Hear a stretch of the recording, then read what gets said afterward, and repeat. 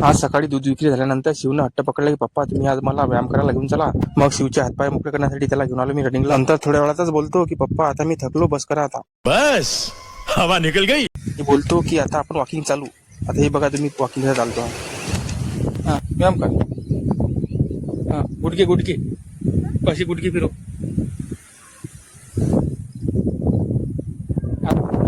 दोन्ही हातानं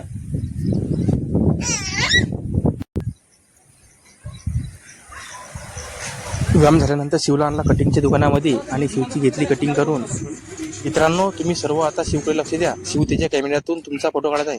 घरी येताना आम्हाला दुकान दिसले घंटेवाले बाबा. तू बा मान कशी करते करून दाखव. मान पडीन खाले. मित्रांनो शिव काय बोलला तुम्हाला समजलं का? शिवचं म्हणणं आहे की व्हिडिओ आवडला तर व्हिडिओला लाईक करा.